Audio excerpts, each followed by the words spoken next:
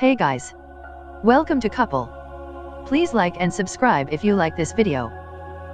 Implicit bias toward black men by police is nothing new, and it is not limited to white officers. Black officers can also have implicit bias toward black men because in the case of police forces, that implicit bias is institutional. This is actually news to no one or shouldn't be, but a recent study conducted by a research team led by Rutgers University, Newark Dean of the School of Public Affairs and Administration Charles Minifield concluded that white officers do not kill black suspects at a higher rate compared with non-white officers. Minifield and his team set out to answer the question, do white law enforcement officers target minority suspects? To answer that question, the team compiled data from all confirmed instances in which police in the United States used deadly force in 2014 and 2015. Their research found that the vast majority of those killed by police were armed at the time they encountered police, with more than two-thirds of having been in possession of a gun. Less than 1% were unarmed. Men comprised 95.5% of those victims. While only about 13% of the American population is black, the researchers wrote, 28% of people killed by police are black.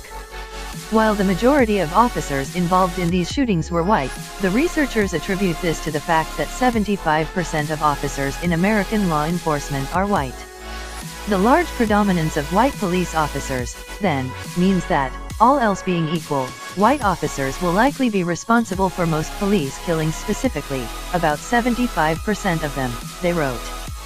Furthermore, if black residents are disproportionately killed by police, they will be disproportionately killed by white police officers, precisely because police departments are predominantly white. While there was obviously a huge disparity in the number of black people killed by police, the researchers wrote that the disproportionate killing of African Americans by police officers does not appear to be driven by micro-level racism.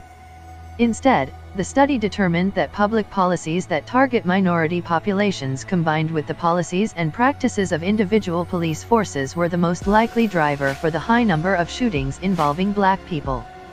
The researchers assert that while many try to blame the disproportionate number of police killings of black people, especially unarmed black men, is the result of a few bad apples, organizational theory research suggests that the problem is fundamentally institutional. In other words, implicit bias is to police officers as eggs are to bacon. They go hand in hand. From the study, to be very clear, we are not arguing that the disproportionate killing of black suspects is racially innocuous. Indeed, law enforcement officers of all races disproportionately kill black suspects. The killing of black suspects is a police problem, not a white police problem. We believe that the disproportionate killing of black suspects is a downstream effect of institutionalized racism in macro-level criminal policy and meso-level organizational factors within many police departments.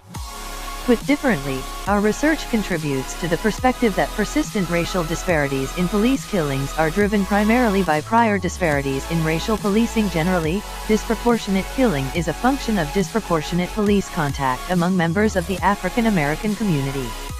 In this light, the finding that minority police officers are actually more likely to kill minority suspects is not surprising, given that many police departments make efforts to assign minority police to minority neighborhoods. The researchers concede that addressing the problem will not be easy, and say that the necessary remedies for this problem involve high-level policy changes in the criminal code along with changes in many organizational features that combine to produce observed racial disparities in policing in America. This unfortunate state of affairs is unlikely to improve until fundamental changes in public policy and policing are undertaken. And there you have it.